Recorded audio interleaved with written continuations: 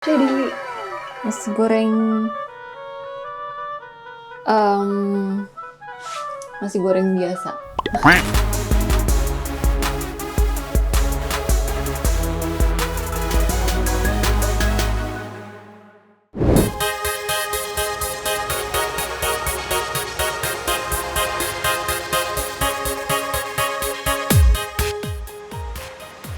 Hai travelers, balik lagi di Around the World edisi Belanda bareng aku Monica Wijaya. Jadi ini lagi hujan deras banget seharian. Jadi sebenarnya aku tadinya mau belanja bahan makanan kan, karena udah mulai habis. Tapi karena hujan jadi gak bisa. Nah yaudah deh. Tapi aku juga udah lapar. Jadi mau sekalian masak buat makan malam. Aku bakal pakai bahan yang tersisa di kulkas aku. Ada apa aja? Coba aku mau lihat. Aku masih ada sisa sayuran gitu. Ini bisa kita bikin nasi goreng. Terus ya kayaknya bikin nasi goreng aja deh. Aku juga ada telur. Jadi ya, that works. Oke, kita siapin dulu segala sesuatunya.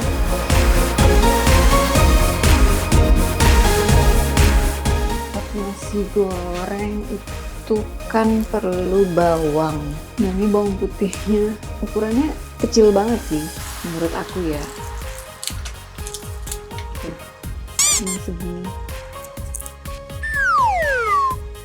Tapi ini nggak selalu gini sih. Jadi aku juga pernah dapet yang ukurannya tuh kayak ukuran biasa yang bawang putih di Indonesia. Tapi bawang merahnya emang beda sih. Nah, jadi bawang merahnya tuh bentuknya kayak nggak bulat, dia kayak agak lonjong gitu. Awal-awal aku tuh kayak salah beli kan, karena ada juga bawang yang bulat terus warnanya merah. Ternyata itu tuh kayak bawang bombay tapi warnanya merah. Jadi kalau mau nyari bawang merah beneran, itu cari yang tulisannya kayak shallots gitu. Itu artinya jadi bawang merah yang ini.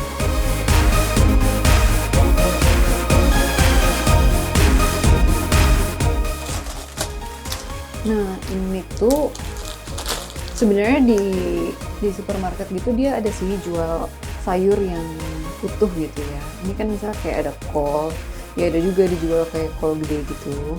Terus wortel juga pastinya ada. Tapi mereka juga banyak jual sayur-sayur yang udah dipotongin kayak gini. Jadi ini praktis banget kan, dia tinggal siap dimasak gitu.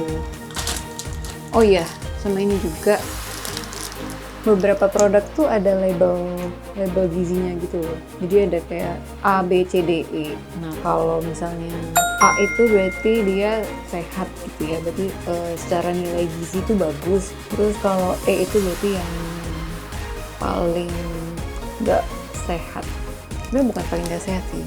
Ya nilai gizinya mungkin hampir nggak ada gitu. Mungkin cuma biasanya tinggi gula, tinggi lemak, tinggi garam. Itu biasanya dia Nutri-skornya yang E. Ini A. Iya karena emang kan isinya beneran sayur-sayuran gitu. Oke, sekarang kita siapin bawang-bawang ini. Nah ini aku lagi panasin wajannya. Terus aku pakai bumbu-bumbunya itu simple banget sih. Garam. Ini di sini isinya merica, masako. Tapi aku taruhnya di jar bekas selai kacang. Jadi aku pindahin ke situ. Terus ada saus tiram, soy sauce, kecap asin, sama kecap manis. Ini jadi kayak emang aku kalau bikin nasi goreng di Indonesia ya pakainya ini. Karena jujur aku nggak tahu resep atau bumbu-bumbu lainnya. Jadi yang basic aja.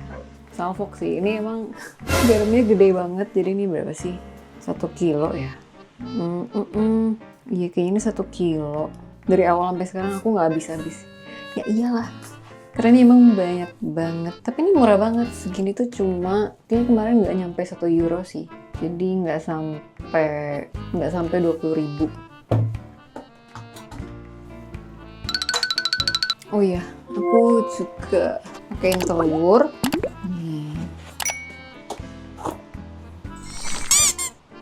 Ini juga Nutri-Score-nya A. Ya, mungkin karena real food jadi pada A ya.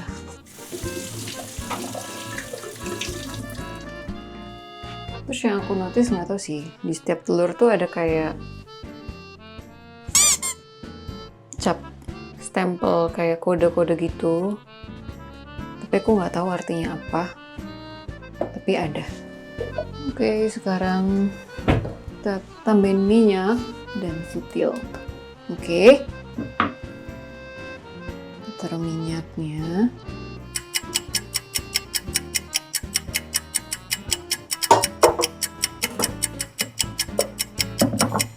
Kita masukin deh bawangnya.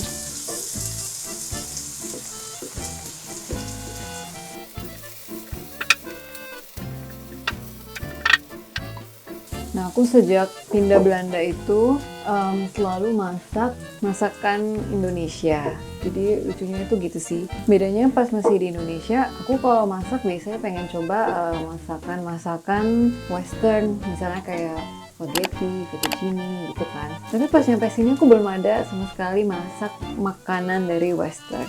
Justru aku masak kayak nasi goreng, terus batagor, soto ayam. Pokoknya makanan-makanan khas Indonesia gitu justru.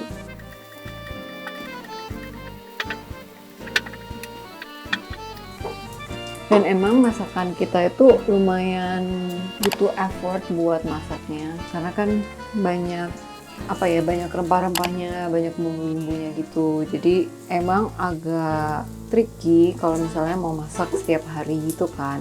Jadi biasanya aku triknya itu emang ngelakuin food prep kayak di weekend. Jadi aku kayak masak dalam jumlah yang cukup buat seminggu, terus aku tinggal bekuin dan ya udah kalau mau makan tinggal dipanas-panasin aja gitu setiap harinya. Jadi aku tetap bisa makan yang full meal tapi nggak butuh waktu lama buat nyiapinnya. Nah, ini udah hayu, terus sayur yang tadi udah tinggal dimasukin aja gitu.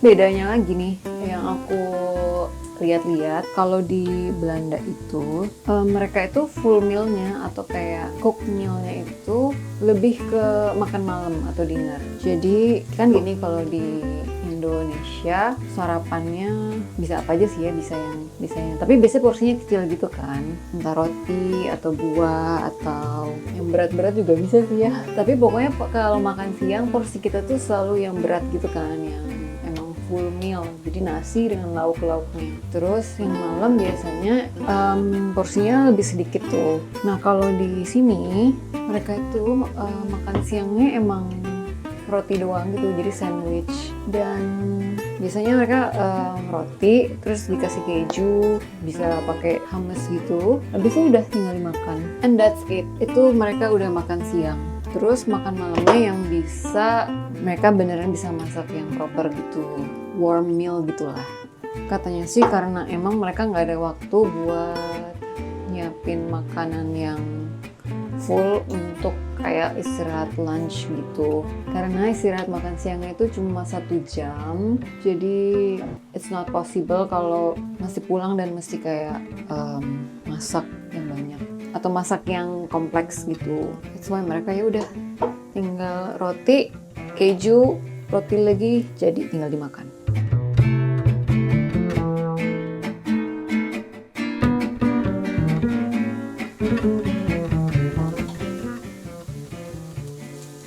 Jadi ada camba, ada wortel, terus ini daun bawang, terus kol.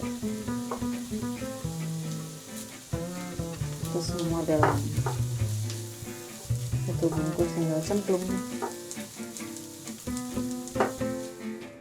Cuma memang mereka itu sebenarnya kalau bisa milih ya pengennya yang home cooked meal gitu, yang emang full meal dibanding sandwich. Karena lebih fulfilling juga dibanding kalau makan roti itu kan kayak kenyangnya nggak bertahan lama. Cuma ya mereka ya it's Dutch being efficient, makanya makannya roti saja. Kayaknya sih udah bisa masuk telur ya. Kita coba masukin telurnya. Tinggal di arik. Kita bisa tambahin garam dikit deh.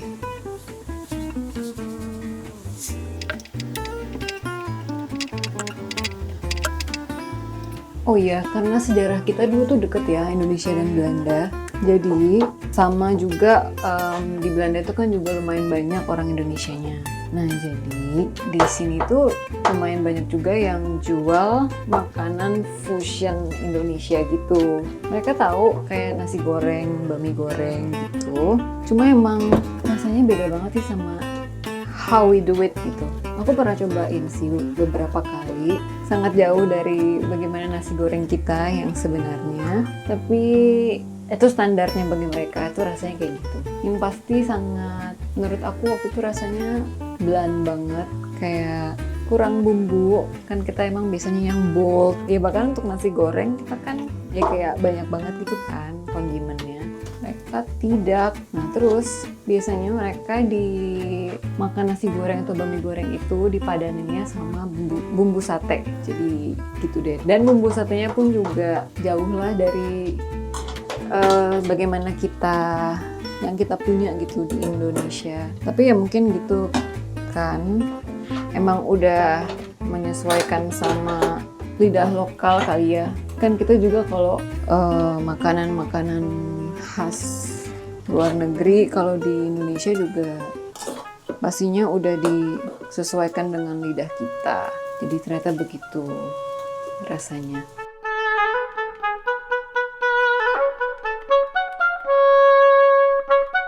Ini aku nggak pakein cabai atau sambal gitu, karena aku masih ada sambal. Jadi aku udah bikin sambal tomat gitu dari beberapa hari lalu sih, dan masih ada di kulkas. Jadi nanti aku makannya sama itu aja. Selain daripada itu ya karena cabai aku juga udah habis, makanya nanti tadinya pengen belanja keluar, cuma karena masih hujan. Nah ini udah jadi, tinggal dimatiin. Nah, kita pindahin deh ke piring.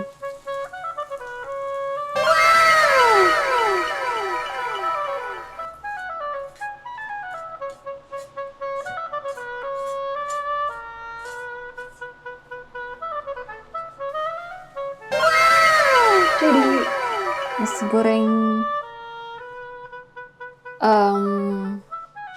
nasi goreng biasa.